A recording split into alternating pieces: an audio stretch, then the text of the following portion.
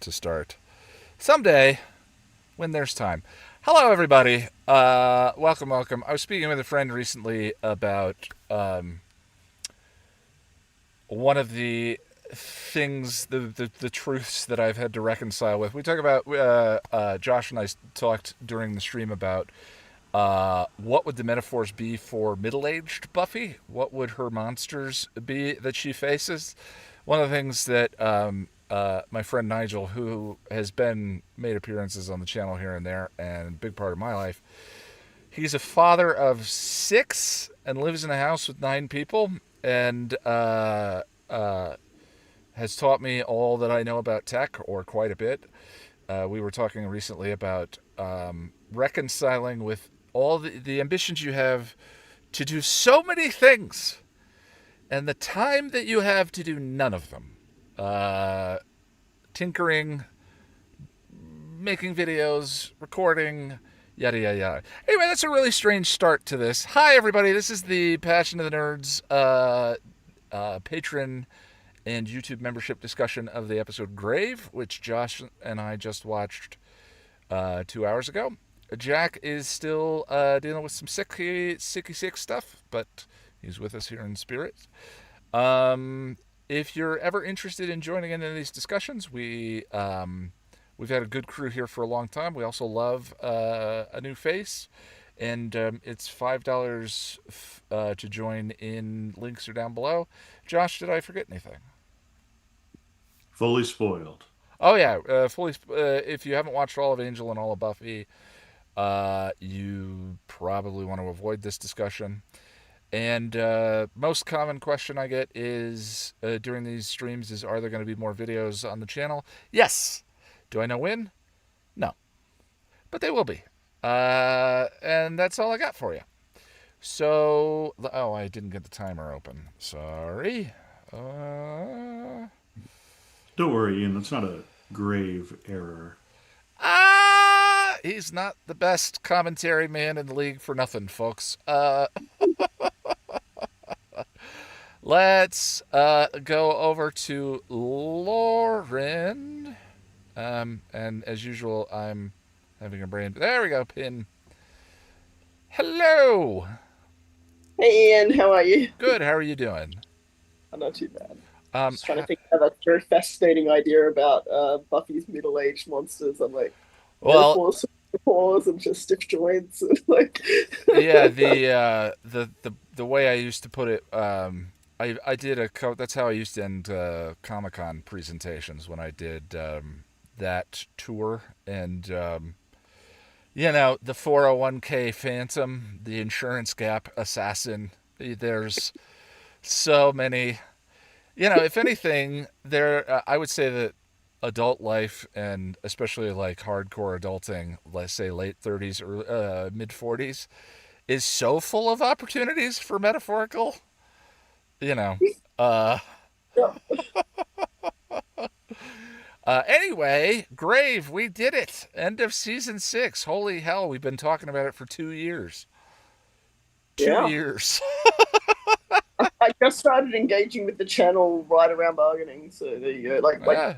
I've been watching the videos, but I hadn't been like engaging. So there you go. Well, how do you feel about the season? How do you feel about this episode?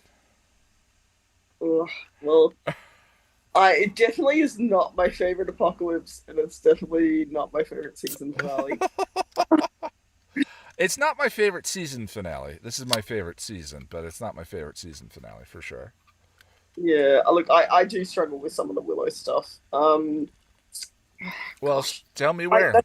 yeah, okay. So I've been trying to like articulate it because, to me, one of the things that this arc does end up doing is it just sort of says the line between sort of these good people who've been shown to be moral and all sorts of things. Like the line between those people and the worst characters on the show is like one death. Like I struggle with it in watching Willow, a character I really like. I've been rooting for 6 seasons now. Just goes so far off the deep end, and I'm not saying they don't set up stuff, and that I understand they're getting shutting off her grief and being callous and being angry, but like just to go from that to killing everyone. And I feel like, yes, it's the metaphor of like she wants to end her own suffering, but you still have to deal with what's actually on the screen, and what's actually on the screen is she almost kills everybody. And Well, the whole job of trying to dose her, it seems very stupid in a lot of ways. for me, Because well, yeah, not a well, great after he plan. doses her, she continues to go for the apocalypse, so it seemed incredibly Uh, risky. yeah. Like if Xander hadn't gotten there, would she have like if he tripped and fallen on the way there? It seems kind of stupid.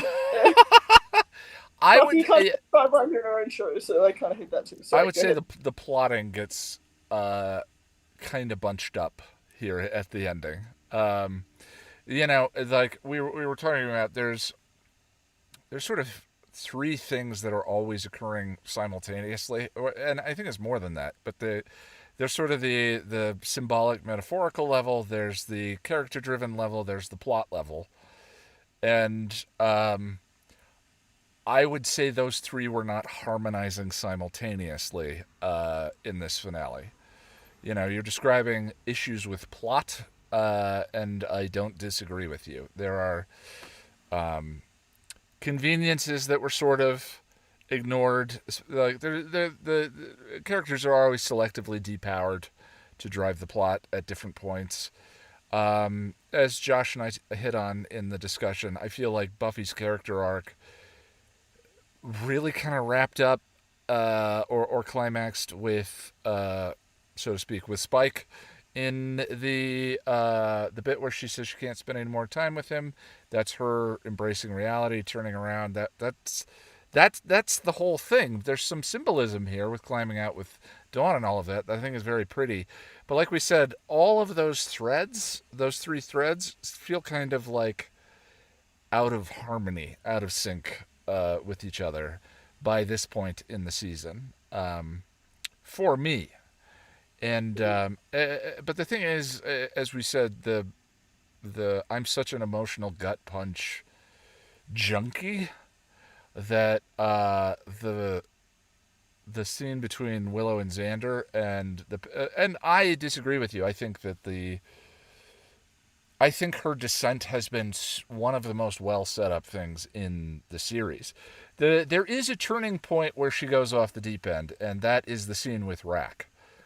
I think that killing him, she's clearly, there's a before she kills Rack version of Willow, and there's the after she kills Rack version of Willow. And the after she kills Rack version of Willow is very quippy, and you deserve to have every square inch of your ass kicked. And then the before version of killing Rack is different than that. So I'm willing to accept that presumably something got absorbed, something got Yeah, like redirected. infected by his dark magic or something. But I wish they Yeah. explained that a bit better. But it's just sort of, um, is she now worse than Warren? Is she worse than Faith? Is she worse than characters that we punish and that we have sitting in prison? Do you know what I mean? Like, how do you redeem the character that actually almost ended the whole world? That's season And 7. And I don't know, whether like, that's it satisfying doesn't or seem not is up to. consistent to me in terms of, well, we let Faith sit in prison for a few seasons. We all cheer when Warren gets killed. It just, what commentary are we now making on Willow and Yeah. redemption? I Whatever. I think those are good questions. Like, are we morally in the weeds by this point? And as we said with Angel season 5, Angel's speech at the end of that season, we can show them for one great glorious moment that they don't own us. Who's with me? No one. Like, you're gonna kill all of Los Angeles for a message? There's innocent people there. Like, but it's great drama. It's a wonderful. It's fun. It's just like the show at that point to me. You're talking about those three. Sorry about that. We'll do what we I, can. I'll try not to nitpick everything. Okay, so when Buffy sees Giles, and like first time I watched it, I loved that he was laughing about the whole "and you're sleeping with Spike." It's like, somebody's got a vampire planet. But then the more you think about it, it's like I understand him laughing because she didn't say the next sentence, which wasn't until he tried to assault me. And then you're like, oh, Right. okay, Yeah. we're not funny. Like, why are we playing this for laughs? And why do we have amnesia about what? Like, because I guess one of my complaints is just that the fallout on her end of things is completely sidelined, and this is just yet another example of if she doesn't want to tell Giles, fine, but it just the way it plays out is like, oh, there's nothing else to even say about this, and I kind of agree yeah, with you that I know other people feel otherwise. yeah. Anyway, it's just part of a pattern of like it all pisses me off after a while. But again, when I watched it the first time, I found it funny too. Like that he, but I understand Giles laughing because he didn't get told the next bit. I hate Xander telling Dawn and it wasn't his to tell. We've Uh, already covered. I I won't. mean, Yeah, universally, that's the worst of the. I don't think there's a strong argument for him sharing Buffy's assault with her sister. That was Buffy's information to share. yeah. Um, I mean, Um, I hate that scene, but it doesn't change yeah, the tenor of the episode for me and what Xander does at the end. yeah. I think they like the symbolism of Buffy was taken out of the ground at the start of the season, and then Willow's like, the Earth wants you back or whatever. But it is a little bit anticlimactic that like Buffy's a superhero, it's her show, and she feels sidelined, and like this whole Earth monster thing is kind of crap to watch, and like I'm just Yeah, that part is just not very meh. I think that Right, if it was more supernatural, like as in an actual earthquake or something that she can't just hit with a sword or whatever, might have been more interesting. I I mean, don't kind know. of famously, uh, in the commentary for Wild at Heart, Whedon said that this was the first episode. Usually, there was a mandate that even stories about Willow or Xander had to, in some way, be about Buffy. That's the structure Yeah, of the show. That's the way it works. And Wild at Heart was the first episode where they were hemming and hawing about how does this relate to Buffy and how does it part of Buffy's arc and all of that. And Joss said it isn't. Maybe this is just about Willow. And that episode feels incredibly unique because Buffy is just a supporting character in that story, and there's no metaphorical connection to her sense of displacement from college or any of what was going on in season 4.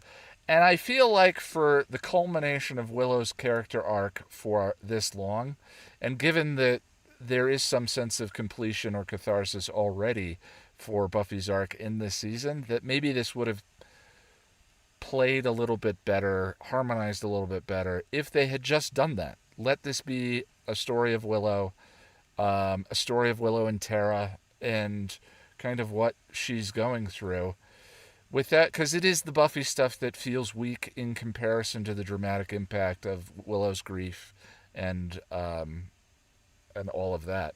It being a slave to the form that they created. In this case, yeah. I think I feel like there was undermined the room payoff a little bit. to do it because it's like I guess his depression, you fighting a bit with your own spirit, or you know what I mean, like grappling with aspects. And I do agree with what you said earlier about why is Buffy suddenly so like the world is wonderful? Because it doesn't really feel like we get a lot of why she would suddenly have turned the corner. Like, yes, she gave up Spike, and that was something that was harming her. But she didn't really seem to replace it with all that much. Like, and when I'm thinking about what exactly her and Dawn are in a better place, and she did try and kill all her friends and family, and they hated her zero. But like, Yeah, it it's just a doesn't seem like there's all this like woo. the laughing moment and the turn and that conversation I want to show it to you is nice. And I love their relationship as sisters and all of that, but it doesn't feel it's in the shadow of the yellow crayon and all of Yeah, I that, mean, which feels lots of grounded things. and earned and Yeah, you know yeah. I do like the Willow and Xander bit, like I do, and the yeah. if he's the metaphorical heart and love is what brings you back and stuff like that. But I just, it kind of seemed just silly. Like, as in, if you're going to dose all that deck, then it should have been pretty clear that that was like once she got the dosed, that she was gonna like, oh, I can feel everything, and now I don't want to do it. But it didn't seem like that because it seems like she keeps going for the apocalypse, and Yeah, if anything, it's Alexander said the wrong thing. I mean, it was just a bit. I don't know how long they got to have Anthony Stewart Head back, But I feel like the last episode or the episode before that could have been 10 minutes, and then you make this one 2 parts and spend a little more time on some of these ideas because there are beautiful ideas here that I really enjoy. It just, there's Buffy stabbing her boyfriend in the chest to save the world, and the way that perfectly lined up with the themes of that season and all came together and tied everything off in a beautiful bow. And then there's the way this plays, which is chunkier, right? It just is not as, it's less perfect, I guess, for lack of a better reason. But again, I crave that emotional gut punch, and this is still my favorite season. But I do need to move on. Is there anything else you want to throw out before? Um, no, I'll leave it there. All right. Let me go over to Jen, and then we'll go to Russell. Hi, Ian. Hi. How you doing? Not bad. A lot going on in this one. Where would you like to start? Actually, it starts with something I mentioned last episode for the Angel episode, that Buffy generally doesn't fight back to back. We finally get Buffy fighting back to back with someone. Yeah. Like, generally, she's so strong, she doesn't need someone guarding her back. Even when she fights an Angel, they fight side by side, not back to back. Yeah, again, there's beautiful stuff there with the idea of bringing her. If Dawn is supposed to represent what she represented in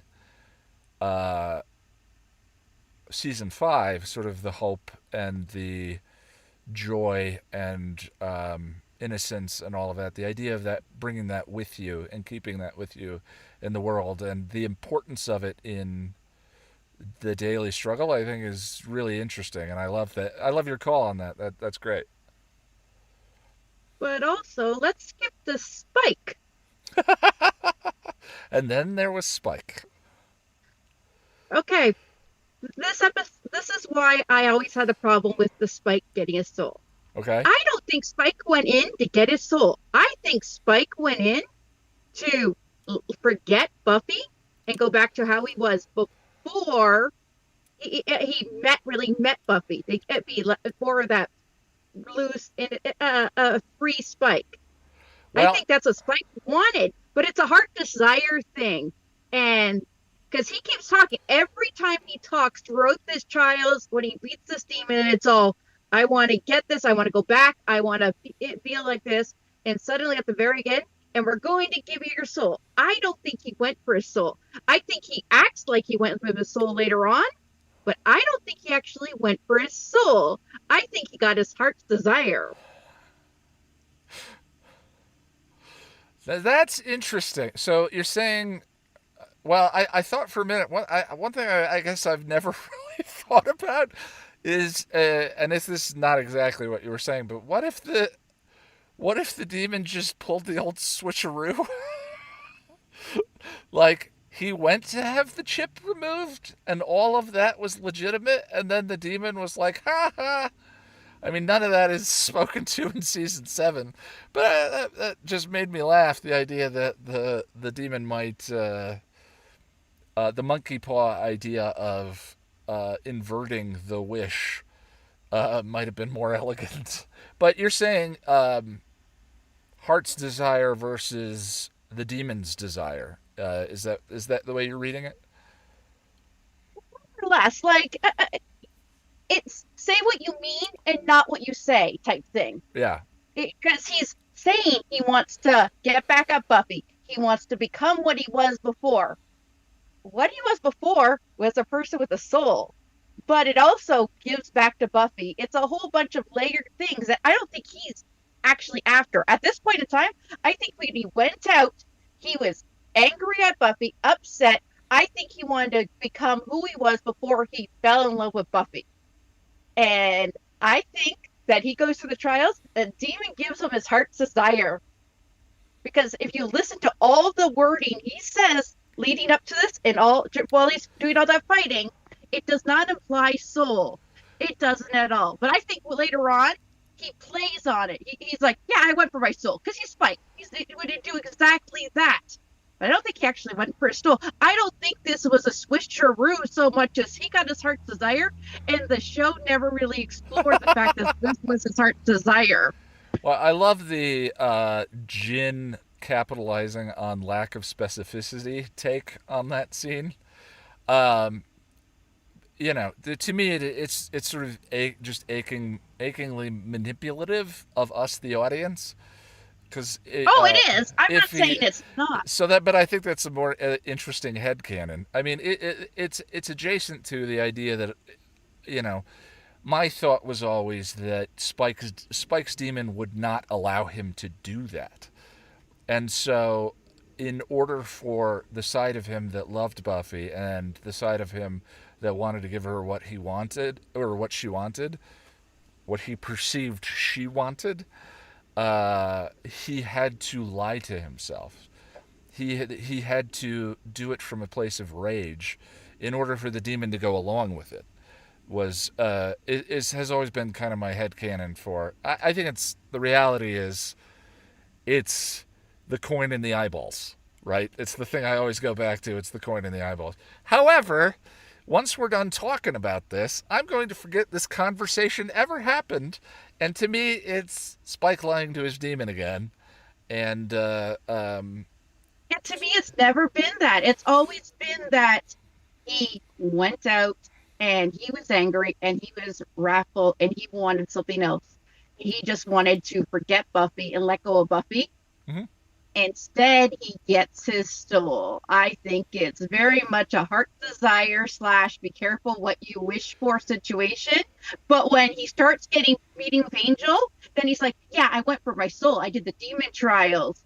The type of thing he would say around Angel or when he's standing around Angel. But for the most part, that's not the words we get and the actions we are seeing when he leaves Sunnydale, when he gets there, every time he talks to this thing, it does not imply soul at all. It implies someone who wants to forget, wants to let go of what this drama and this heartache that he's dealing with, much like he did with the Drew situation. Back when he was like tied Buffy and Drew up in the train situation. Yeah. This is or when he's trying to kill Willow for the same reason. Like this is a Spike who wants to forget his own trauma and he wants to go back to how he thought he was before all this. And he got exactly what he wanted, just not in the way he wanted it. Well, I like it. The only line that I feel undermines it slightly is him saying, so I can give Buffy what she deserves. But again, I think he wanted to forget, and I honestly think he was just pissed off. He wanted to be able to kill her. Part of him, I think, at that point, wanted to kill her. For some reason, I was, because I'm a very old man, I think of Laurel and Hardy joining the Foreign Legion. But that's a deep cut. Anyway. I've always read that scene, because I always listen to you, and by the time you bring it up, it's not ever my turn. So it always gets forgotten. But we're on the episode that I can bring it up. And to me, this always reads as Spike has gotten. He wants to forget, either be able to kill Buffy or forget Buffy, one or the other. But he wants to be able to let go of Buffy in one way or another, killing her or forgetting her. And the same things to him for his deepest half. Interesting. I'm trying to parse the metaphor, but yeah. Well, it really is true. Forgetting her and killing her for Spike, if you watched his actions throughout the show, both are the same thing. Killing her or forgetting her are both ways to drown out that love. Yeah. Well, the thing I think. Wow, sorry, I just peaked the audio there slightly. I'm gonna turn that down. The thing I think is that and maybe Spike is changing at this point, and this is the beginning of his change. Although I think the show would say that without a soul, he really can't. But he's been changing for quite a while. Let's be honest. He started changing from the very beginning. The more he interacted with the Scooby Gang, the more he started changing. Maybe seeing red is the beginning of the end of him conflating sex and violence, because you're talking about the idea of killing her. Him seeing in that moment, seeing that those two are not related, is a way to read his eyes in the bathroom sequence. perhaps, I hate going back to that moment, but it is relevant to why Spike is here and why Spike is um, in this sequence. Yeah, well, I And see because we keep flashing back to Spike, which was taken away from all the Buffy and Willow stuff. So why are we absolutely, I focusing? concur. This is the thing is like And there's a lot of ingredients here that I like individually that I feel like struggle to feel cohesive all together and I maybe have to are wonder if part of overshadowed. that is because they already knew it was their last season. So plans that went to be long term, some of them got forgotten about in order to wrap things up as cohesively as they could. Well, and there's so much legend around this run. And one of the things that I've heard is that James Marsters has said in interviews he was not told the way the last scene would go. He was told to perform it like Spike wanted to be the big bad again next season, and he was asking to have the chip removed. And then at the last minute, they added that line. But if you notice, Marsters actually isn't in the shot, or rather, it's recorded in voiceover. So who knows if James knew when the monster touched his chest. Even then, when they were filming, that they said, because that was ADR, that line was recorded in a sound booth. So who knows? But there's a lot of lore and legend around this part of the show for sure. But what else you got? Okay, let's get back to the episode. They said it. It's not Buffy's down on the ground and Giles gets the hero shot. Giles gets the hero speech. Giles gets the big glow up behind him. Everything about that with Giles. Well, you're looking at Buffy beaten, broken, and laying on the ground. Yeah. Like I'm literally watching it as like this saw. This is not something I've ever thought about before. But as I was watching this thing, because I'm watching these episodes when I'm going into pre-commentary, I start looking at them slightly different than when I just watch them for fun. Mm-hmm. So I'm looking at that scene, and I'm much like last season, last episode when we're talking about the Angel and Connor, where I said when they're that fighting that they got the back-to-back like Angel and Cordy. Mm-hmm. I'm watching this and like that's the hero shot, that's the hero speech that they are lighting, and then we're looking at a broken Buffy. And we've said before, anytime Buffy doesn't feel good about herself, her powers don't work as well. Like anytime she's Interesting. really depressed, anytime she's anxious, like think about it. When she deals with Dracula, when she went to college, anytime, hell, when she fought some of her fights with Angelus, when Sure. she doesn't feel good about herself, she doesn't fight as good. She doesn't have the same strength and abilities she does when she feels powerful, when she feels invincible, when she feels ready for a fight. Well, When I she's think mentally ready, she can fight. When she's not mentally ready, she gets her ass kicked a lot. the episode that actually was created to literally represent what you're describing is where she gets sick in season 2 and ends up in the hospital. Um, the idea of that illness was the emotional burden that she was carrying from Jenny's death and believing that she was the one that had allowed that, and it literally depowered her. So that's a good take. I like that. When she jumps over the fence in season 1, she's in full on Encyclopedia Brown detective mode.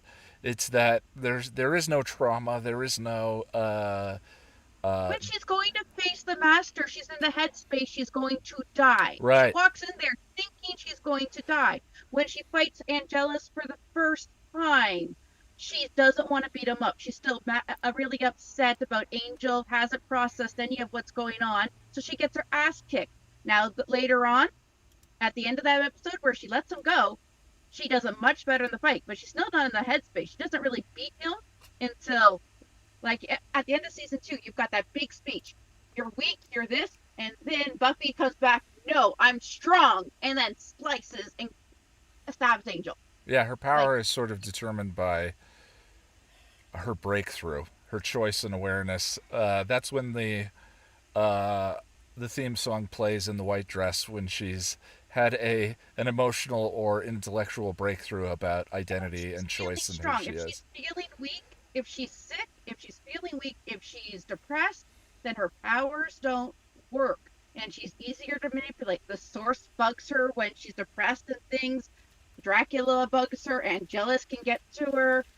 Yeah, when And Faith when gives her she's the feeling vision in free, graduation day, I know we're gonna win, and that's when she starts to hell, when heal. she in season 1 of season 4, when she get beat up by the stupid little teeny vampire, that was a weak ass vampire, and she got her ass kicked because she was feeling uncertain and off her ground. I always want to call her Friday, but she's Sunday, right? Or Wednesday. Yeah, What's her Sunday, name? like the ice cream. February? Sunday, like the ice cream. Sunday, thank you, thank you. February. Anyway, well, yeah, I do need to move on. Is there one last thing you want to throw out about the episode? I'm actually good with it being Xander if the fact that they weren't sidelining. And I don't think I rewatched that scene a bunch of times, and I don't think there's any reason for her to come to the epiphany she comes to. Like I agree, Yeah, it's you could sort it's a barely there because of the conversations she's having, but she's been having those conversations with everyone, including with Giles, before he took off on her. So the barely there conversation is not the type of thing. This wasn't an angel came back in and finally got to her and pulled her out. Hell, that depression thing. What happens when how she's able to get the sigh? Angel comes, gives her a pet speech. She feels good about herself, goes off and kicks that guy's ass, and comes back with the sigh. you know what could have sold this? This is such a cheat. I'm not saying this is a great solution, but I'm thinking about like what sells that scene maybe a little bit better. And it's so cheap. I feel dirty just suggesting it. A montage. Just a quick moment. She leans against the wall and she has a flash of Joyce and a flash of Yeah, I agree. Those flashes of insight from her something. thing, Yeah. or her, or before they start fighting, she's hugging Dawn, and then you're seeing all the flashes of all the things. Yeah, there's a lot that could have helped that. Yeah, I'm thinking Because specifically she's of just like like we're doing flashes, like you're seeing the scenes where Anya's with Giles, which are some beautiful scenes, by the way. I'm not talking about them because yeah. they're beautiful, but there's so much here. Like I'm more focused on the why is Giles getting the hero moments and Xander getting the hero moments and Buffy's being knocked out and Dawn is acting like a teenager, so I'm letting that go. But Xander still tells a secret that he's not supposed to tell. I can't take away from what he does at the end of the episode, but that scene in that moment, I want to punch Xander. Yeah. Like, there's a lot in this thing. It is hard to parse one thing from another. So you kind of like, I can focus on the spike because I've been meaning to bring this up for a while now, and we're finally at the episode I can fully bring it up. Was the spike thing? Well, it's funny. I'm trying to think like in the Whedon finales, Gift and so forth. I think like one of the things that makes those work as well as they do is you have a very creaky episode one or two beforehand. And maybe that's something that was missing here. Is there's I talk about the Iron Team and Goodbye Iowa episode, the putting the pieces in place episode. Those episodes exist so that the gift can happen, so that becoming can happen. There's the inevitable one that just feels real plotty and is just really set up so that the finale can sing. And this feels like a 4-part finale going on the entire time, and that's a different experience and that's a different journey. But when we get into a comparison of like favorite finales and sort of all of that, maybe that's the difference. I don't know. This is actually the weakest finale for me besides Adam. Yeah, I mean Primeval. Restless is not the finale to me of season 4. Primeval Yeah, I is. don't count Restless Right. as the Restless is the wrap up. I don't count that as the Yeah. finale. Adam's the finale with Restless is like an epilogue. Yeah. I've never counted Restless as the finale. It's always the episode before Adam. Like I this is the his I mean I don't finale. disagree. I think I think we as the community uh all overvalue Prophecy Girl. I think Prophecy Girl has one of the best scenes in the series. And because of that, it sort of outweighs our. This is my theory, and I may be wrong. I'm first to say that I'm wrong all the time, but I feel like we remember that so fondly because that scene is extraordinary and that one of the first heralds of what the show was going to turn into. But in terms of finales, in general, I don't disagree with you. Also, Prophecy Girl was the learning season, the show finding its voice, all of that. So it's tough to make that Season comparison. two still is my favorite season slash season finale of season two. For It most people, has it's 2 or 5. definitely Yeah, it definitely has some weak parts. I'm not trust me, it definitely has some not great episodes, but then again, every season has some not great episodes. It just had some bigger early show blunders that later seasons don't have. But season four had a lot of really not great episodes. So what yeah. is worse, the season four not great episodes or the season two not great episodes? Now that's a debate. Well, I do need to move on. I appreciate your time. Let me go to Russell, and then we'll go to Lady Eternal. Hey, Ian. Hello, sir. I Uh, trust you're doing well. what'd you say? I said I trust you're doing well. Well as can be expected. I'm actually. I wish that I was writing about season 6 as during this particular time period because I feel like that experience is relevant to the life and times we're going through right now. But if you're in the States specifically, but Yeah. I'm getting ideas and I'm writing them down for future content. But like writing is one of the ways I process my emotions, my grapple with my own grief and despair, and find and choose my hope. Maybe I should be writing right now. But what about you? How are you doing? I'm doing good. Don't care too much for the blizzard outside right now, but hey, what can you do? Yeah. Well, where do you want to start? Tell me about um, season 6.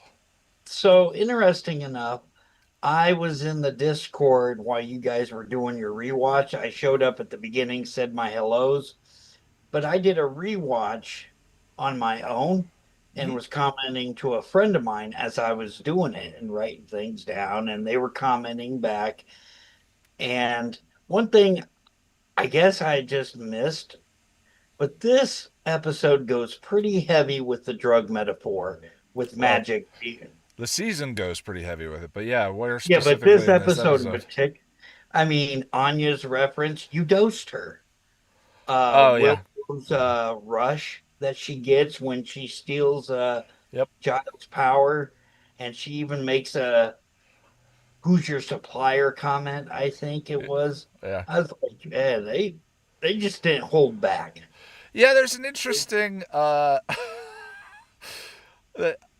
I've thought about this before when we're thinking about this season specifically. There's an interesting desire for I think innately or for at least for people in our community, but I find myself doing it for metaphors to be subtle or Yeah. or elegant. I don't think that's a prerequisite per se. It is what it is. And it was again, it was drugs before it was anything else. I think I had not realized Giles made a distinction in varieties of magic. He talks about he was carrying the true essence of magic. What Willow had was driven by rage and all of that, and that one distinction for me is enough probably to resolve the. Wait, so you're saying that that magic is metaphorically drugs, and it's metaphorically femininity, and it's metaphorically Sappho, and it's metaphorically, it's many things. And how does that work? And for me, a lot of that is resolved just by Giles talking about. I think it's sort of self-evident, even in the eye change. Willow's eyes did not go black at the end of Becoming Part 2 when she does the channeling spell. They go black for the first time when she absorbs the magic and attacks Glory in Season 5. And that visual distinction implies that there is a wide variety of magics, and so, sure, a wide variety of metaphors, so be it. Food has, we use food as a metaphor for about 50 million different things. Why not magic? And something I didn't think about. I mean, I thought I was really done with the whole Spike scene at the end of this. And which I am as far as his motivation goes. But there's a parallel to be made with the trial Spike goes through and the trial Angel goes through when he tries to save Darla. And in the end, a Sure, life yeah. for life. Yeah. Even though they don't say it in season 6, that's essentially what he gets. Once he gets his soul back, that is his life. Yeah. I thought that was interesting. Buffy makes a comment. Hold on, because I was talking to my friend about it. Where was it?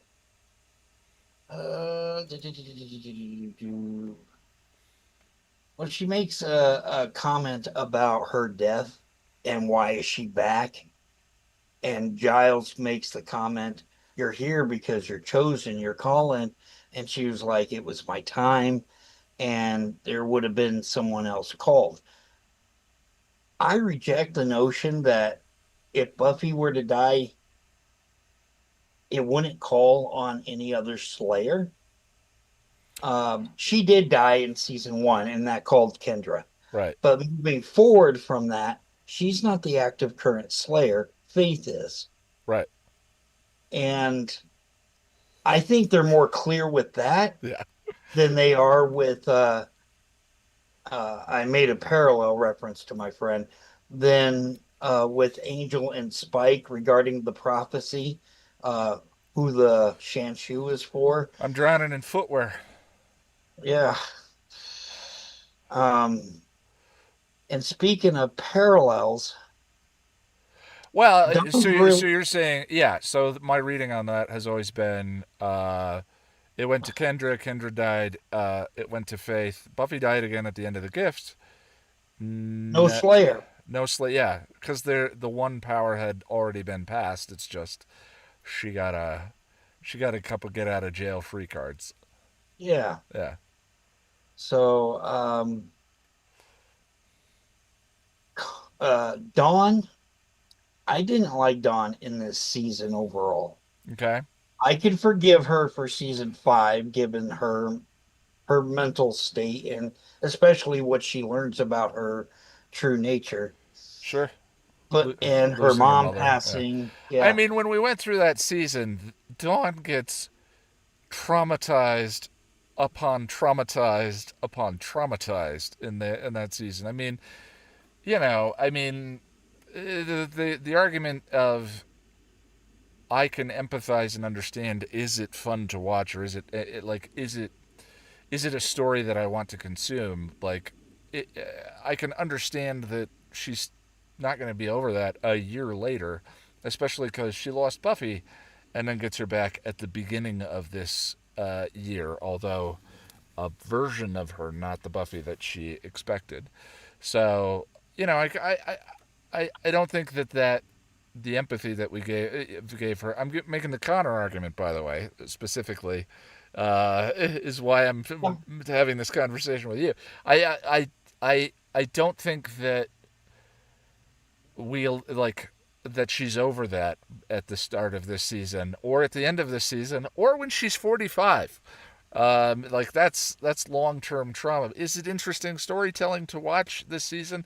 I think Dawn ends up a little underwritten compared to the rest of the characters this season. So I don't disagree with you. Uh, to be fair, since, uh, Connor, his manipulation continues Sure. throughout season 4, but and I agree with you. You don't get over the trauma that Dawn or Connor had within Yeah. a year. Yeah, that's lifelong, you know. But The at the end of this episode, I like the way, even though this isn't a Buffy episode, I love the way Buffy realizes that Dawn can be a part of the world without a babysitter, Mhm. and that she's more grown up than she was willing to give her credit I for. love it's a great line. Dawn saying, "Do you think I never watched you?" Is a great line. It's a great payoff. There's great stuff there. I just, again, I probably wish this episode was 2 parts so that some more of this stuff could have room to breathe and wasn't stacked right on top of each other. Um, there's less in villains and the killing of, I wanted to say crack. That's wrong. My friend, real quick though, when I did do the rewatch with him, Kralik? uh, huh? Kralik, but that's not his name either. You Which refer to demon? Rack. Crack? Rack. Rack, thank Crack. you. I got Kralik and Rack mixed together and it became Crack, and that felt unfortunate. Anyway, go ahead, Russell. So my friend was curious. I thought I answered it pretty good, but he wanted to know why Anya would have left Giles to give Buffy the warning about what's coming. And watching that scene, I mean, with Giles dying, why would you leave his side knowing what's going on with him? And I'm like, well, first off, it sounds like a lot of what she's saying came from Giles. Yeah. Like he wanted that message to be delivered. Now, maybe I'm reading that wrong, but No, I think that's my take as well. so and Anya feels weird to me in this. She's supposed to be a vengeance demon and she acts 100% human. Like concerned Yeah. uh The whole, concerned with child. Compare her to this episode and the first time we really got to see Anya the vengeance demon in the Wish. yeah, the whole vengeance demon lore and how demon a demon are we demoning? Vampires are the ones that are very clearly established. But I think you look at Angel and you say, as soon as you meet Whistler, demon. I mean, I'm not a bad guy. Uh, Everything outside of the vampire lore for demons is not clearly defined, and I think it's what's his name with the skin folds is Barney. uh Is is it Barney no from Angel? Clem. Thank you. I'm Clem. learning how to read Tom's lips. uh, Oh, from this series. yeah, Clem is I a was sweet. thinking when you were describing the demon, I was thinking Barney, who's a demon who turns out to be evil. Clem is a sweet and lovely joy. I think though that uh, the I think what you're highlighting is that the fiction when around vengeance demons might have benefited slightly from a little more defining. The is Anya's lack of understanding of her human emotions in season when she joins the cast in season 3, because she's been a vengeance demon for 1,000 years and didn't have them, or she was suppressing them, or whatever. Because when you get into season 7 and Selfless and her guilt over doing her quote unquote job, it's kind of called into question. She's very human. Those stories are written in a very human kind of way. But as you said in The Wish, that version of her is not that. So, yeah, I think some clarity on that lore wouldn't have gone awry. Or maybe they could have waited to make her a vengeance demon until season 7. Sure. Well, I mean, I Because still think you run into the problem in Selfless of why is she guilty? Why does she feel guilty when there's the Wish version of Anya, and it's like she was human before. So I mean, you can parse it out that she's been a vengeance demon for 1,000 years, and that certainly has a numbing effect on aspects of yourself. But her lack of familiarity with her emotions in season 3 when she died, now I have all these feelings, and I don't know what to do, and I don't like them implies that she didn't have them before, but she does have them in season 7 when she's Vengeance Demon. So it's unclear. It's unclear. I don't think it's contradictory like certain other things are in terms of like soul canon and all of that, which I do think contradicts itself, but it's vague. That's for sure. uh, um, it, Xander telling yeah, you guys have brought this up, but Xander telling Dawn about the assault. Yeah, I wanted to point out, even though I don't like that scene, I have come to expect it from Xander by this point in the series. sure. Uh, he, yeah. I mean, it just shouldn't come as a surprise when he does this. No, and I think it's unfortunate maybe that he doesn't. I just, And then there's still no consequences. Buffy figure out that Xander told Dawn what happened. yeah. She brings it up to him. Well, I mean, an assault of that nature is no one else's. It's no one else's information. It's no one else's to parse out. It's no one else's to. It should have been Buffy's. And these people are kids, and they're 20 years old, and all of that. It's. I think though that when we look at the writing and the way, talk about the laugh, we, the audience, are carrying the same weight that these characters are. That assault sequence, Tara's death, which, by the way, you're talking about Dawn. Dawn was sitting in the room with Tara's body for a day. So adding to the layers of trauma that poor kid has gone through. We, the audience, carry the weight that the characters went through. So even though Buffy didn't say, and Spike assaulted me, in a very specific, particular way that was distinct from their battles and the fantasy fights that they've had the rest of the show. We know that happened, and that's why that laugh scene doesn't work for me as the way they seem to want it to. Is because I'm carrying the weight of everything that's happened this season, and it ain't funny. Which Um, is funny because they brought my friend brought that up too. I was like, I almost forgot about the scene where Giles and Buffy have that I mean, hard it's laugh. like so And much in a bubble. It's very sweet. I love these actors. I love that relationship. It's like a lot of things in this. There's so many ingredients that taken individually, I really enjoy. It's just it doesn't hold together for me in this season. and even if I look at it from a perspective that maybe Giles doesn't know about the assault on Buffy with Spike, the rest of it was still trauma. Her being brought back, what she's had to endure, how she's had to parse with that, um, how she pretty much lost herself, which is why she chooses to end up with Spike in the beginning Mm-hmm. part of it. Um, and the other bad decisions that people are making, and Giles' response is to bust out laughing. Well, I mean, there's a layer there. Like I get sort of the meta uh, area where the joke exists, the extreme melodrama. Like I get it. I get it, and a part of me thinks it's funny, and a part of me is hurt that Daddy's laughing at our pain. So, Yeah. two things can be true at once. Two experiences can exist in the same person. But I do need to move on, Russell. Is there one last thing you want to throw out about the episode? Yes, I do like. I wouldn't say this.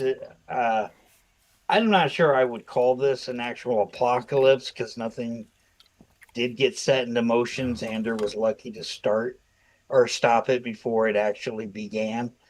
Um, but season 5 is still going to be my favorite season. But I have Well, the learned to actual dragon. appreciate. Yeah, Yeah. that's season 5, isn't it? The actual dragon. Yeah, absolutely. Yeah, Yeah. yeah, yeah. I my head Okay. canon is that's the Dragon Angel fights in his season 5. Really? We'll Yeah. have to come back and talk about that another time.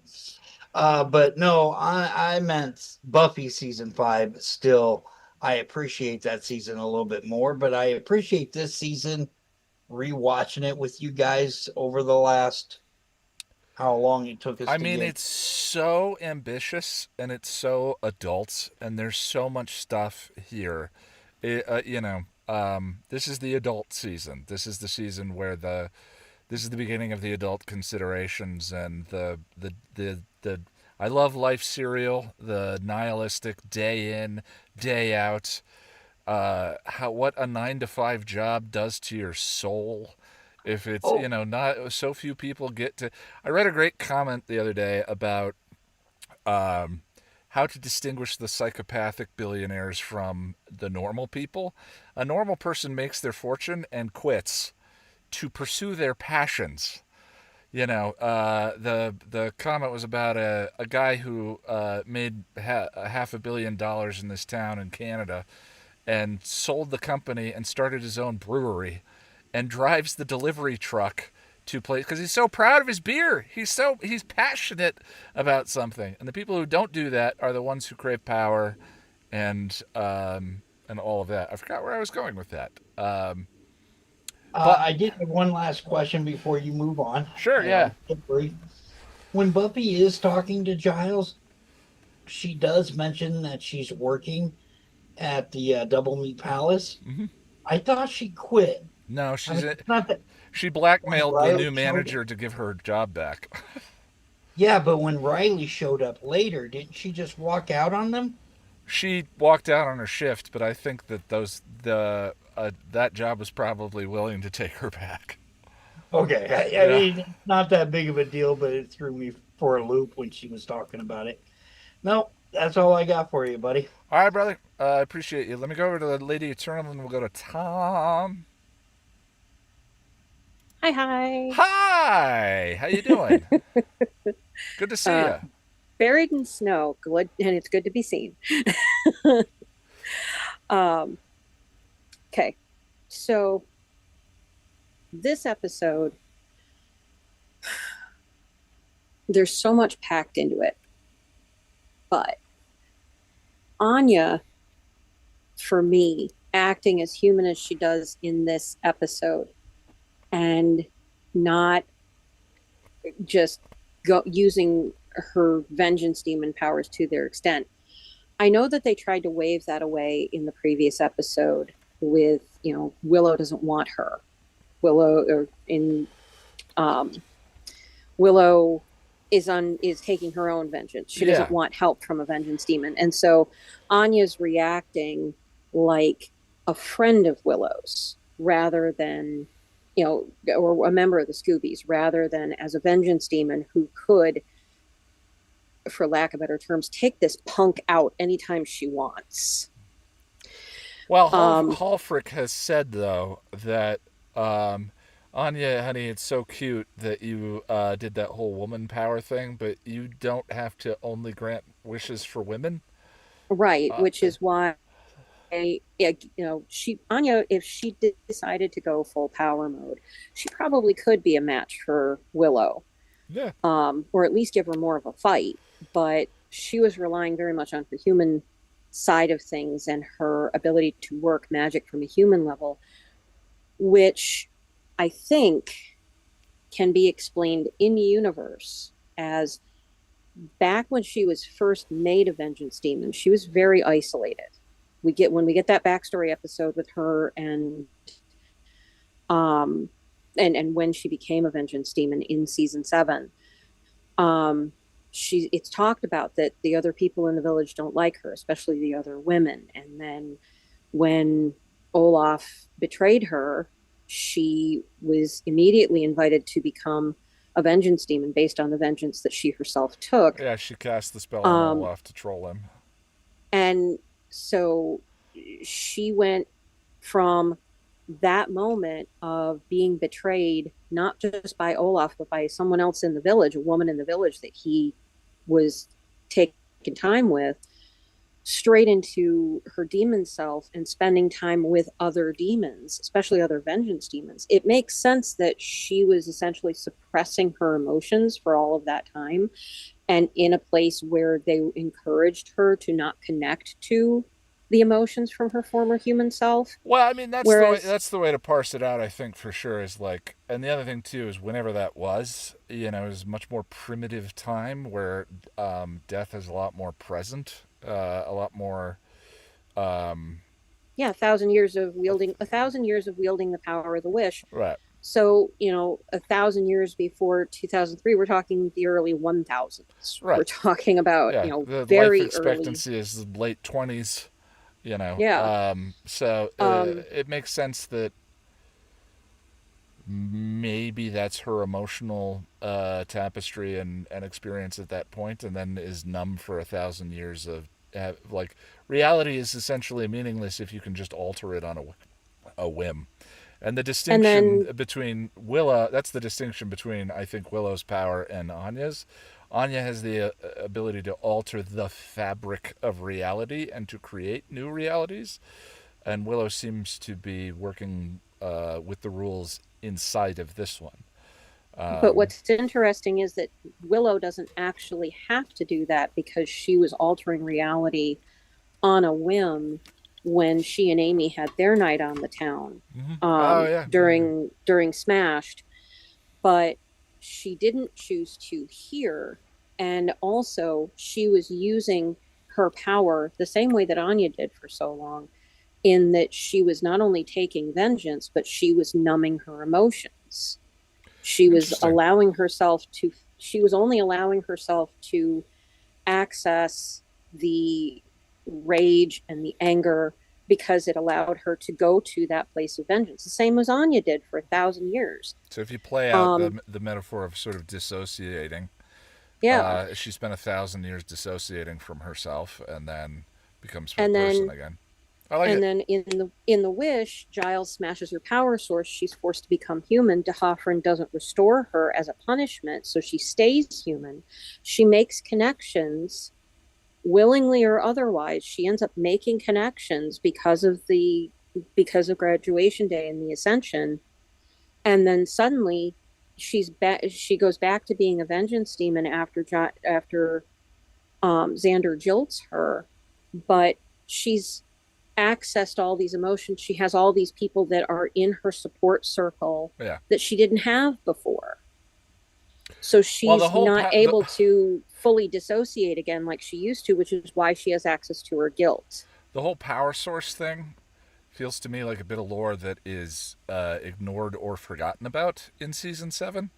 It is. If they wanted to make Anya a human again, they shouldn't have had to ask D'Hoffryn. She should have had a power source that she could have just shattered, but they just sort of change it, and that's okay. I like that story in season 7, but again, that's seems like a bit of inconsistency. Right, but when she got her powers back, he didn't give her back another power source. So her power source was coming from somewhere else. But what's interesting about the whole thing is that way back in the Ascension episode, Graduation Day, it's Anya that actually tells the Scoobies and the audience that all demons that walk the earth are tainted, human hybrids like vampires. Actually, you know what would have been interesting is if D'Hoffryn had a line where he said, "All right, I'll destroy your power source," and then Halfrick shows up. The idea that maybe D'Hoffryn had the ability to make anything one of his demons' power sources, and he made, in order to keep Anya in the fold, he made it Halfrek, which is implied. I mean, but to literalize it within the lore, then could have been interesting. Just a momentary thought. It could have been.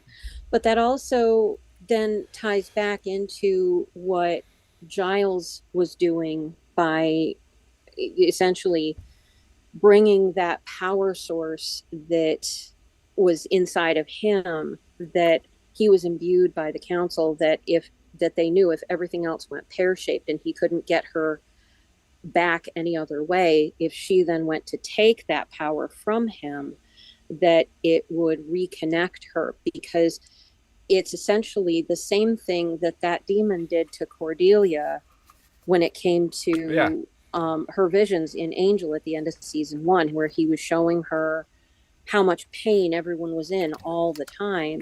The he removed the selectivity from the visions, so that they were just on full blast constantly all the time.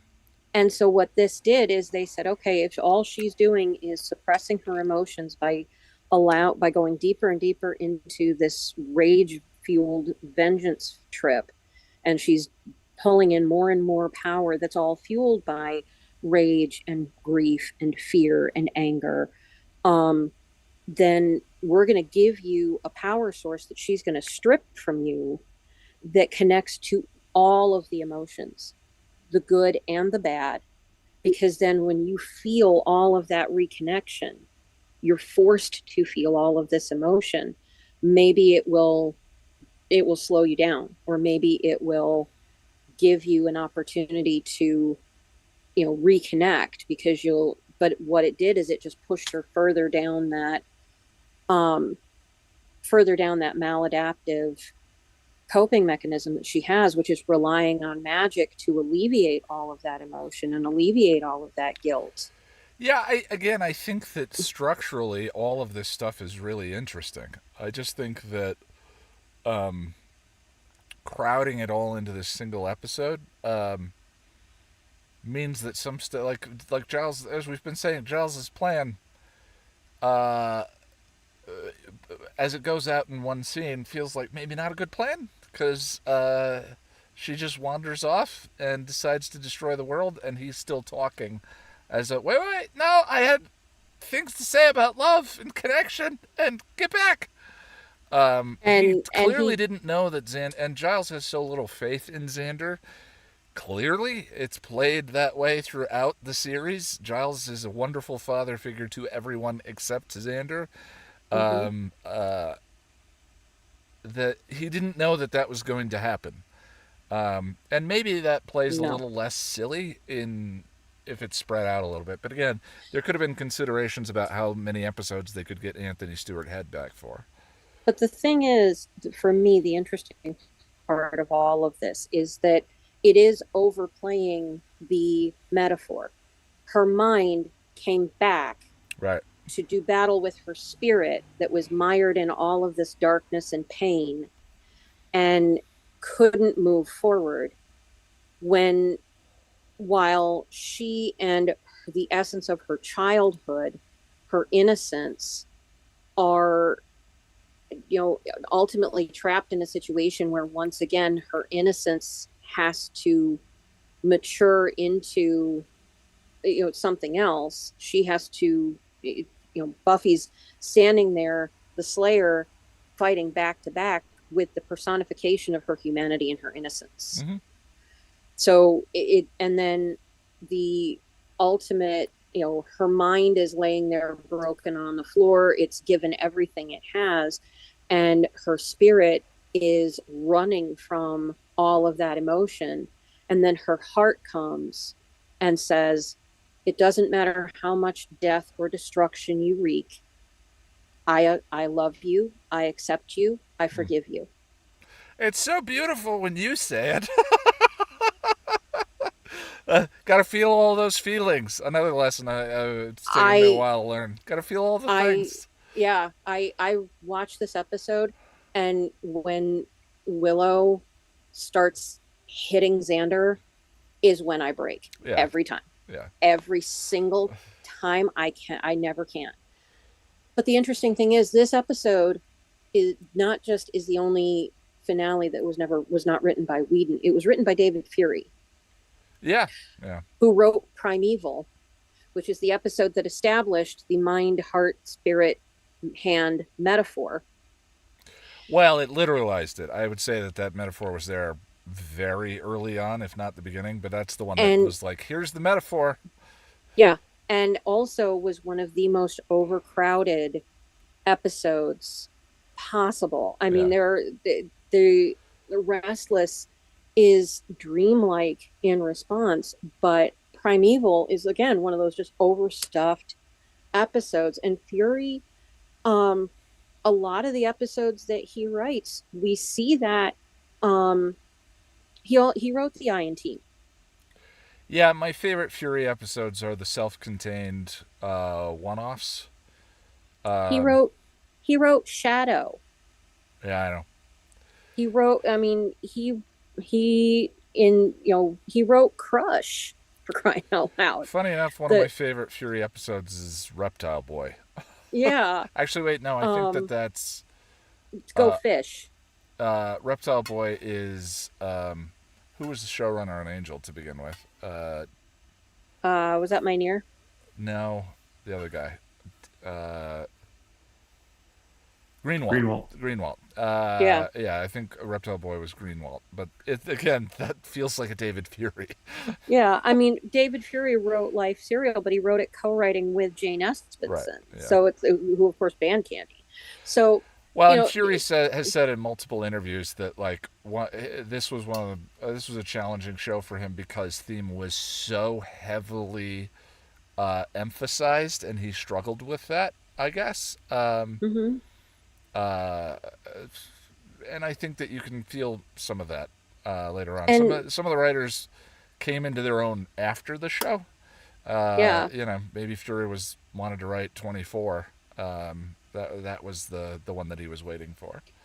but it's just interesting to me that you have Marty Noxon writing villains, you have Doug Petrie writing Two to Go, and then you have David Fury writing Grave, and so you've got two of the at this point strongest writers in the show writing the episodes that would normally be the one of the ones that had the creaky Yeah. bits, the everybody moving the pieces into place, and then David Fury writing the finale, and he I think just relied on that metaphor that he's very experienced with literalizing a little too much to make it work without feeling clunky, Yeah. which is where I think there's some clunk here, and again, yeah, we also and don't everybody's know how one writer's name ended up on the script at the end of the day.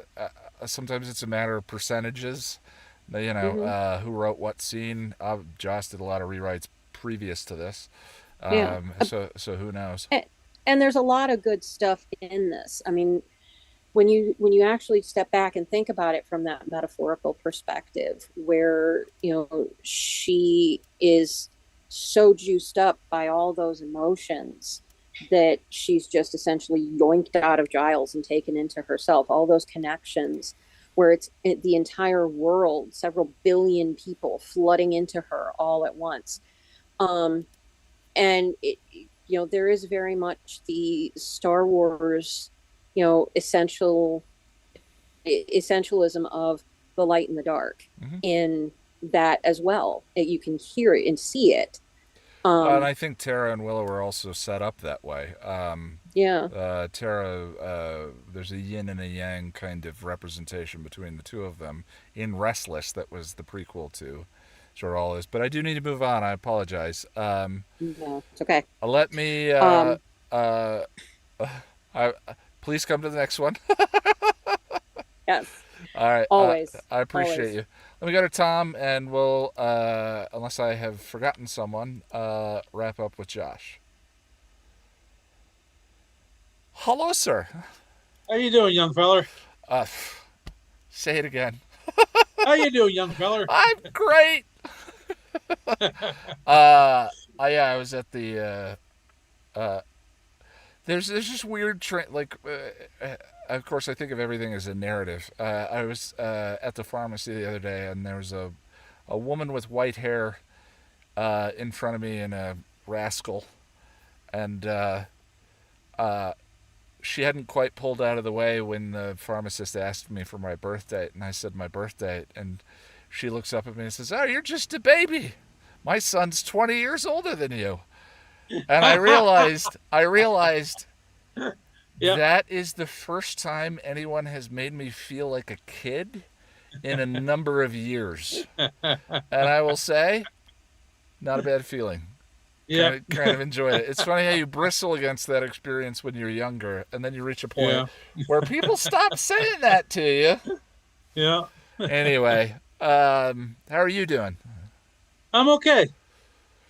I have noticed a lot of shaking heads and disagreement with things that have been said as we have been going along. Where would you like to start? Well, first of all, I'm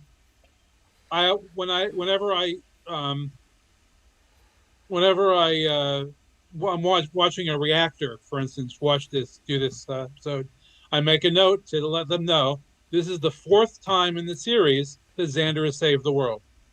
Yeah. Well, for the benefit of the audience, want to name the previous three? Prophecy Girl, Okay. Oh, yes, reviving Buffy.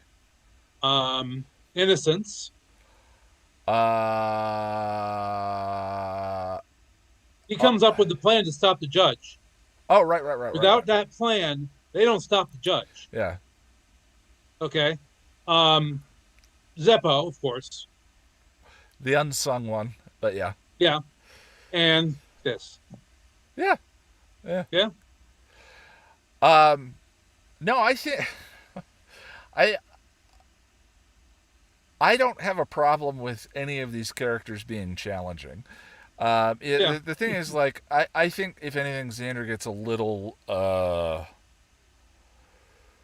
gets more heat, a disproportionate amount of heat than some of the other characters. I mean, Willow roofied someone this season. Exactly. That like part of this show is characters we love making bad mistakes. You know, so I don't think that the issue is if you're bringing this up in reference to his overshare, is what I'll call it. I don't think that that's character altering, and I don't think that that necessarily breaks Xander as a character. And as someone else said, I don't think it's necessarily out of character exactly. for Xander to be doing that. The question is whether, at all times, is whether or not the show is co-signing, whether or not the show is aware of the thing happening. Right? At a high level, is the writing aware that there's a mistake here? And my argument would be that Buffy's assault, the way Buffy's assault is written in other ways, suggests that they don't really read that moment as inappropriate as it feels to me. And again, purely a subjective take. I'm not saying there is a truth here. My experience of that is if anyone had shared my experience without my authorization, say so or whatever, it would have been a monumental betrayal. Now I'm 46. Is that more? That's far less likely to happen between the people that I have in my life now than it would have if I had shared it in my 20s. You know, but is the writing aware of it, and like Tara finds out about the roofie and breaks up with Willow. There are consequences for that action in the story. Dawn, I think, I don't remember clearly, but I think Dawn weaponizes this knowledge against Buffy for Buffy not telling her that she was attacked later. That is a misstep in the writing to me. I mean, or you could argue that that's something Dawn, a young girl, might have done. But at some point along the way, there should have been a moment, if the writing was aware of this, where the writing went, and now those characters have consequences. You know, and now and now we show you that we, the creators, are aware that that shouldn't have gone that way. You know, especially in a show so grounded in theme and in an idea like morality and an ethic and philosophy. Like, that calls these moments more into question. If anything, like Buffy gets an unfair standard than some other shows do. It gets held to a higher standard because it's so theme and philosophy driven. Yeah, You know, Hawaii Five-O didn't have to worry about these kind of mistakes. You know, I love Justified, one of my favorite shows. I don't sit there questioning why Raylan said one thing or another to this character that was immoral, you know. But that's because that show's not shooting for the stars the way this show did. Right. So right. I think that's the only reason why it sticks with me. Sure. I didn't mean to hijack your point. No, that's okay. But I'm for instance, I'm another point time when he air quote overshares. Okay. Is in season 4, during the Yoko factory, when he brings Riley some clothes. Yeah. 100% overshare. And they're tough. But on the other hand, you go back to the third episode of the season, where he, or maybe it's the fourth, where he's he and Anya, after he and Anya have had sex, and she says, "I'm over you." He says, "Okay," and she says, "Okay." And then later she calls him on it, and he says, "Well, that's the thing about me. I hear the actual words people say and take them at face value." Well, that's stupid. Well, I accept that. Yeah, exactly. But then when you forward to the conversation that Xander and Riley are having, and Xander asks, "What did Buffy tell you?" And Riley says, "Well, everything." Yeah. Here's the so Xander is at this point. Xander's thinking, "Oh, she told him everything about Angel." Yeah. And so when he brings up the sex thing, he assumed that Buffy had told him. Reasonably, because Riley said everything. Problem with that scene is not Xander's mistake. It's is the writing aware that there's something there that needs to be addressed. And I would argue that Into the Woods says that the writing is not aware that something was there. Into the Woods, Xander weaponizes all of his information and his back alley conversations and lies to Buffy and says, "No one had to tell me anything, Buffy. It was right in front of my Xander face." And that was not correct. Riley said to him, "But she doesn't love me." And Xander never went and told her that. He's her best friend. He didn't sit and he'll overshare her information with other people, but he didn't have that conversation with her of like, and he builds himself up at her expense. No one had to tell me, Buffy. It was right in front of my Xander face. It's like, no, people told you. Riley told you a lot of stuff. And so again, I don't think that mistake is just about that moment. It's about how it's addressed in the rest of the season, or sort of the ensuing events. And all the characters make mistakes. I think most people, when they're talking about who they ship and criticizing other ships, are looking through their ship with rose-colored glasses. Like, everyone makes mistakes. I just think Xander has a slightly disproportionate level of self-awareness in the writing. Mm-hmm. You know, the show is self-aware of Willow's errors as they go on, for the most part. I'm sure there are examples that I'm forgetting where she said something and, whatever. But that's my take on that. Yeah. No. But one of the things that I kind of that I've thought about, but I just I've finally realized that, I don't know why I didn't realize it before, but throughout this season, none of the Scoobies besides Tara knew what Willow, all the bad things really that Willow had done. Nobody learned that Willow roofied Tara. Yeah. That was completely buried. Yeah. You know, it was important in breaking them up, but from that after that it was, oh, Willow was using too much magic, Yeah. Yeah. and they didn't, and that. I mean, Buffy and Dawn were present for a certain bottom.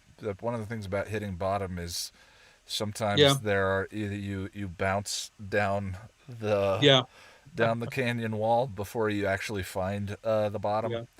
Yeah.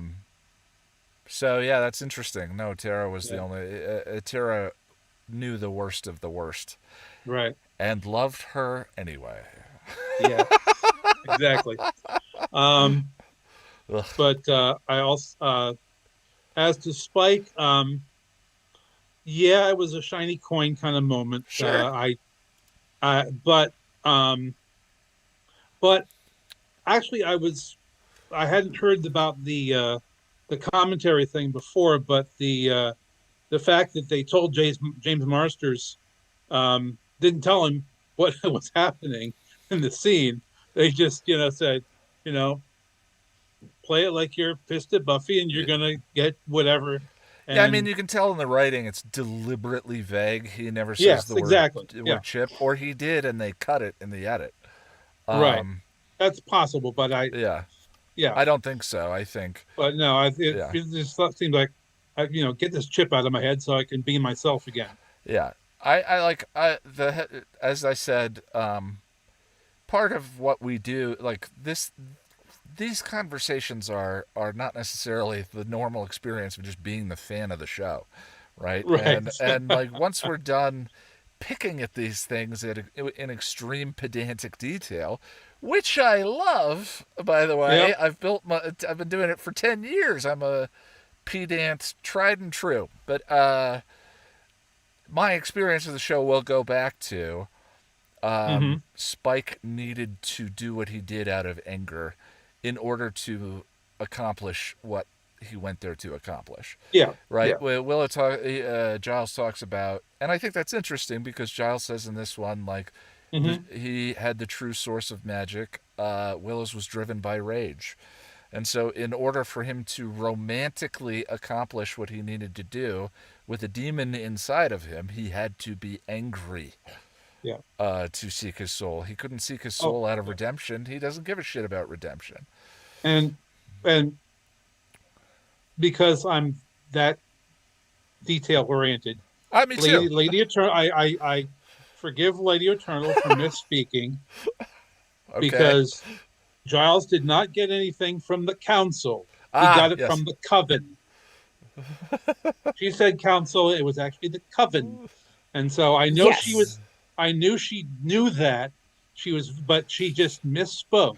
Well, so I'm giving you a pass there. I appreciate that, Tom. I appreciate your forgiveness there because that's I didn't even hear myself say that one. Well, I think too that the magic him coming from the coven and him calling it the true source of magic also helps resolve the metaphor of love between two women and drugs. If the true source of magic is coven given as opposed to masculine in any way or dark or whatever, it's like that seems to me as like, okay, the metaphor is now resolved. But maybe that's just me.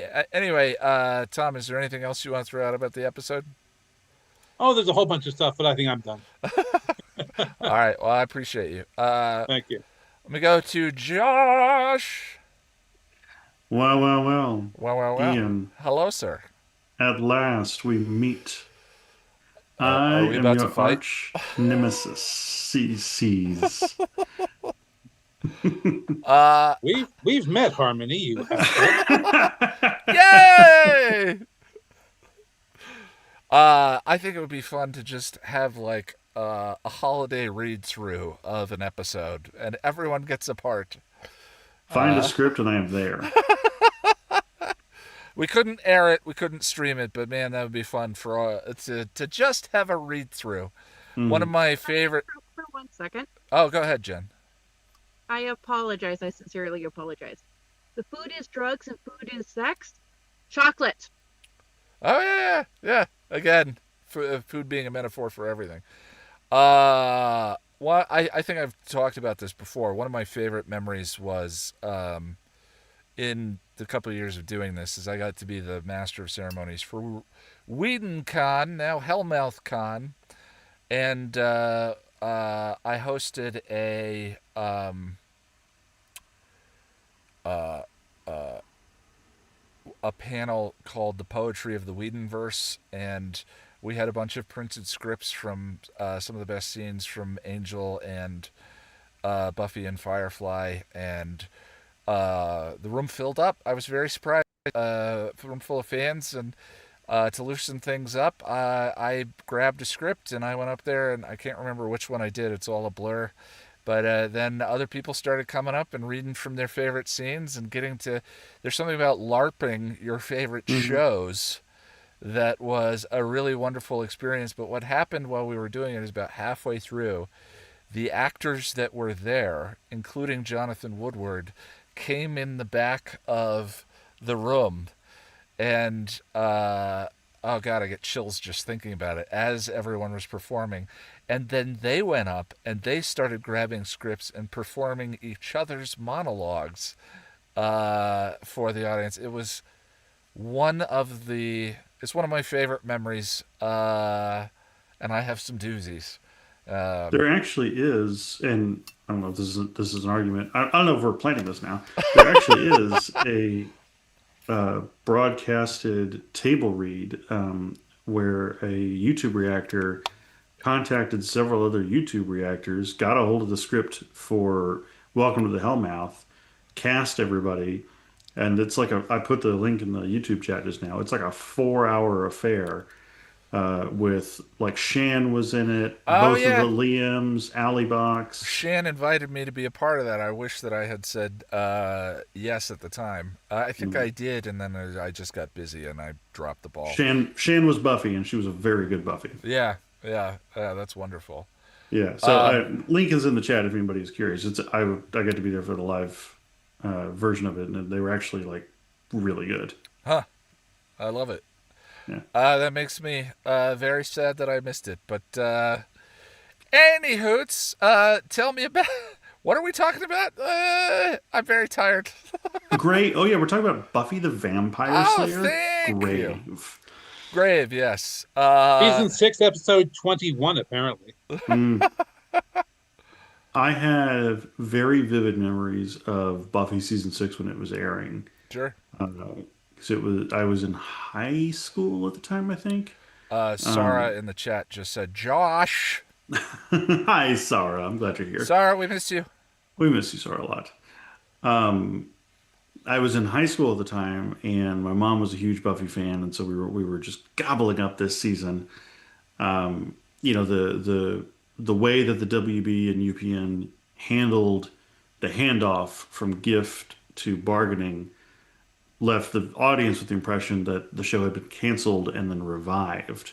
Like that the WB had canceled it and then the UPN had revived it. Pun intended. So yeah, right. So Yeah. they treated bargaining like the 2-hour premiere. It was aired as a telemovie on UPN, and it was really an event. And then this episode and Two to Go were aired as a 2-hour season finale on UPN. So they were also aired back to back. Yeah, it's tough then. That's the thing is it's when we compare finales, I mean, yes, Graduation Day has a part 1 and a 2, but part 2 feels distinct from part 1. They don't necessarily feel like one long movie. This does feel like one long continuous story. So that affects. I mean, like, there's an argument to be made that comparing is kind of pointless anyway. But Yeah. it's inevitable. It's an inevitable fandom thing of ranking and listing and all of that. So yeah, it definitely affects the flavor, and I do wonder if Fury and Marty and Petrie all kind of wrote all 3 together. Well, and Ed Banger points out in the chat, Graduation Part 2 didn't air until like July of that year. There was like a month, there were like 6 weeks in between Graduation Day Part 1 and Part 2. Well, and hilariously, what's the actor's name who played the mayor? Harry Groner. Harry Groner has said in interviews that even during the finale, Whedon was on scene writing the next scene. And then handed them pages, and they would just go to the room and film the next scene, which is, bananas when you think about the level of writing in that particular. I mean, in any of his episodes, but even in that one, is crazy. So one of the effects was that I remember at the time was that the Spike storyline from Seeing Red through to Return Your Soul was really like engrossing as a viewer. Obviously, the Seeing Red storyline was pretty horrific and has only gotten worse with retrospect. But him going off and doing all of his trials and whatnot, the misdirect worked on us, the audience, I would say, or at the very least on me and my Sure, yeah, mom. why wouldn't it? To the point where I was sitting there and I was geeking out because I was like, oh my God, Spike is going to be the final big bad of the show. Spike is going to be the season 7 big bad. Well, Oh my God. here's the question, though, right? I hated this when I was watching it the first time, because whatever my take on Soul Canon nonsense, I grew to love Spike and James Marsters this season, and season 5. His speech, I know that I'm a monster, but you treat me like a man, and that's his lines to Buffy in this one about, "Do you even like me?" His vulnerability, there's so much travel that occurred between this season and season 2 Spike that I'm not sure I would have been excited about that. When I felt like they were walking that's what this felt like. If that had all been literal, it felt to me like they were walking back that one of my favorite character arcs in the show. And I was not happy about it. When they went Soul, I was relieved and I was upset because I was like, I hate a bait and switch that is only on the audience. Yeah. But tell me how you would felt. Why is it exciting to have him as the big bad then? It was exciting for me to contemplate him being the season 7 big bad because Seeing Red was so heinous, and because I felt like that was the only way that they could keep him on the show. Interesting. Is to let him go full villain. Because in my view, we, the audience, never really got the William the Bloody of Legend. Like, we get the Fool for Love flashback, and we get the first couple of episodes of season 2 where he's there, but then a pipe organ falls on him, he breaks his back, and he allies with Buffy. Well, the argument that though is the argument Fool for Love makes is that the William the Bloody of Legend is just that, a legend. They say we'll call him William the Bloody because of his bloody awful poetry. So it's all made up. When Grave aired, and we go, your soul, and like that happened, I remember turning to my mom and being like, oh my God, how are they gonna pull this off? Yeah. Because I was hyping myself up. I was getting so excited for like full William the Bloody, the Slayer of Slayers, reigning supreme, and like just going ultra violent all throughout. Like, that was what I was building up in my head. But then for him to get his soul back, I think now as a fan, I have the viewpoint that you have of the amazing character development for Spike in season 5 and season 6, but only with the retrospect of because he eventually gets his soul, because it becomes a redemption for Spike. Yeah. Otherwise, at the time, I was like, season 7 big bad. Let's go. William the Bloody. Yeah. It's interesting, too. Certain people, we were talking about with Tom, the idea that is the writing self-aware? Like, is the writing aware of this and the use of the assault? Like, I think there's certain fans I've read that just do not forgive that character. Sure. And I get it, and that scene is triggering of my own trauma and experiences and all of that, and I was nauseated by its inclusion in the show, and yet season 7 for me works. But I do wonder if some of these issues that we're talking about with awareness that this is Buffy's experience, and actually Buffy getting a chance to grapple with her trauma instead of other people around her grappling with it for her, like on her behalf. Yeah. on her behalf, might have allowed that arc for Spike to land with more people. Like, do I love In Beneath You? Do I love Dawn's "You'll Wake Up on Fire" moment? Of course, 100%. It's a Dawn banger. It's one of the best. But I love Dawn later weaponizing that information? Yeah. Like, But like the catharsis that could have come from seeing Red of Buffy versus Spike in season 7, if Spike had been the big bad like teenage Josh thought he was going to be, yeah, could have done the work that the show didn't really do of recentering the assault as Buffy experience rather than as Spike's ultimate failure, you know? Sarah says in the chat, in my opinion, what comes after that is mostly a letdown, and the way it cannibalizes Buffy's arc to do so. I mean, I tend to agree. So much of the rest of the show for me is carried by just my love of the characters, and punctuated by nice, great moments, but it never sings at the level that the show's high points do. Yeah, I agree. But it's just I like season 7 a lot, and yet I also feel like season 7 could have been so much more. Yeah, it's I just like season 7, I think, more than a lot of the fans do. I do. No, I absolutely do too. Yeah. But it's just for me, they never really grappled with the way they did that assault scene. The way making it that grisly, that realistic, And I think and what that did to us, the audience, and our trust. that's the difference too, because and you know, any of us can go to any online forum and read a bunch of whatabouts when it comes to seeing Red, and one of the most common ones is absolutely like, Angelus did worse.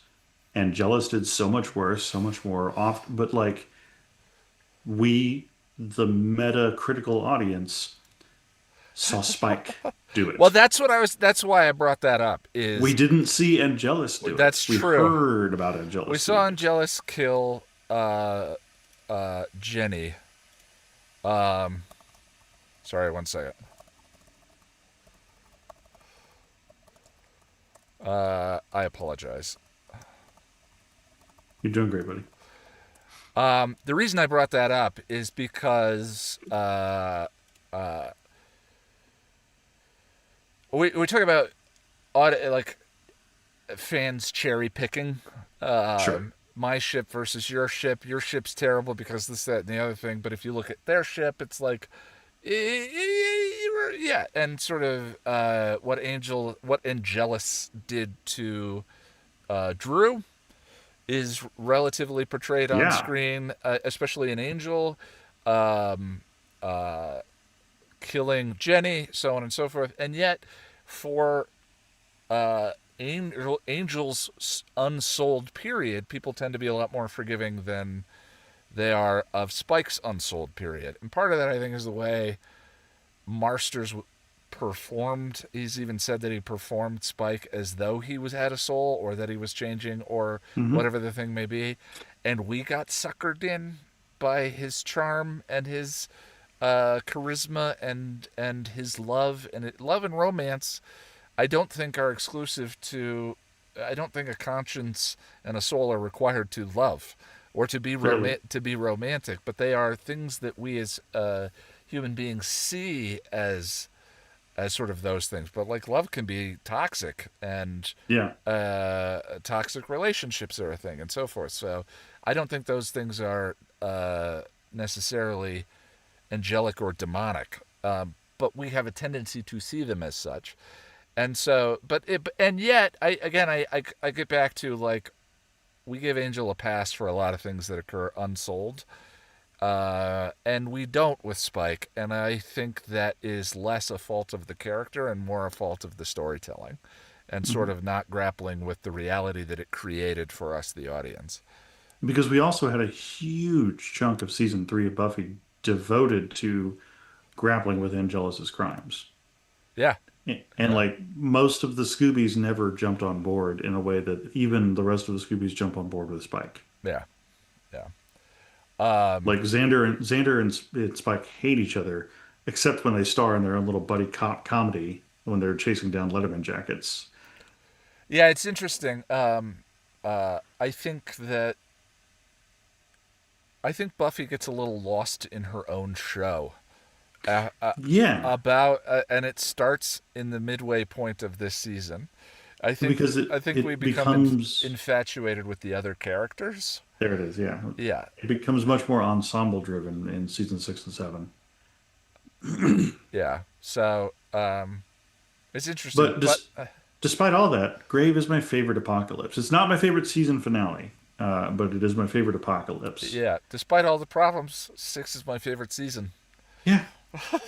I don't. That's the thing is just for if it matters, I don't care about any of this. Right. Yeah. This is my This prize. is all terrible. This is my prize pony. This is mine. I love it, and no one's gonna take it away from me.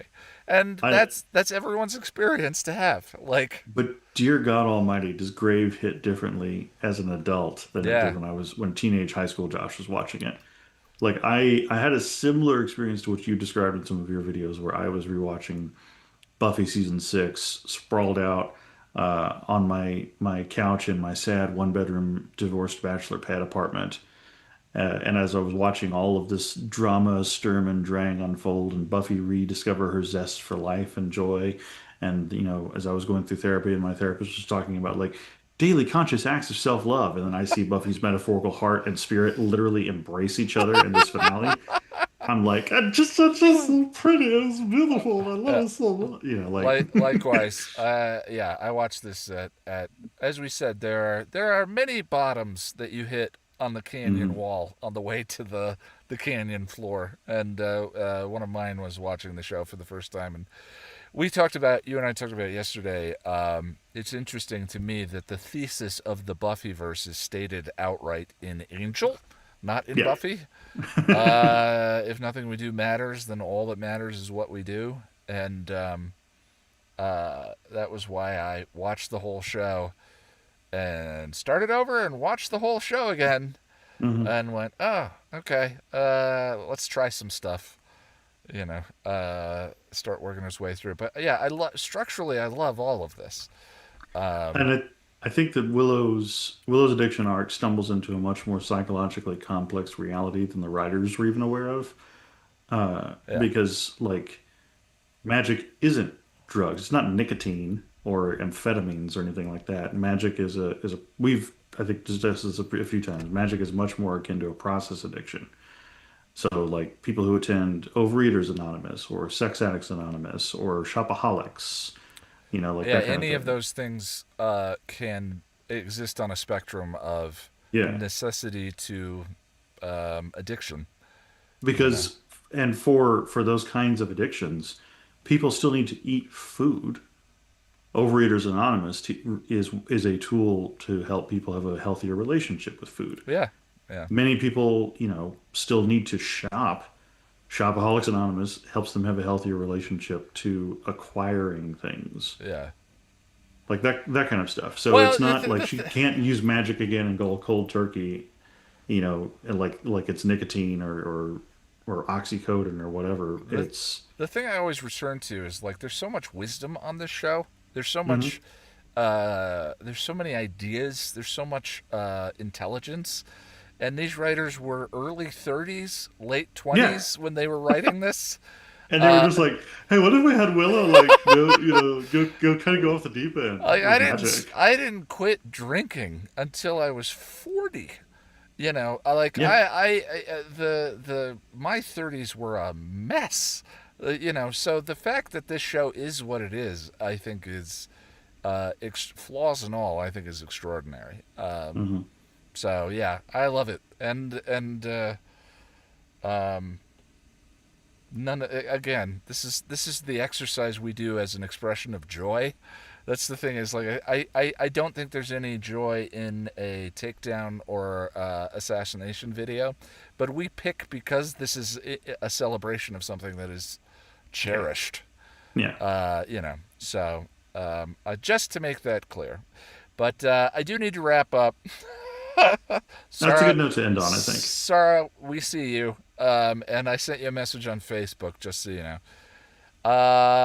So in 2 weeks, we will be coming back and watching. We forgot to look. Someone can. Benediction. Benediction. Benediction. And we'll do the next 2 episodes of Angel consecutively, and then roll right into Buffy season 7 and Angel season 4. And I think that's it. Anyone else? Everybody stay warm. All right, my friends. Take care of yourselves. We'll see you in 2 weeks. Yes. Have a good Everybody night, stay warm everybody. and safe. Bye, guys. Bye.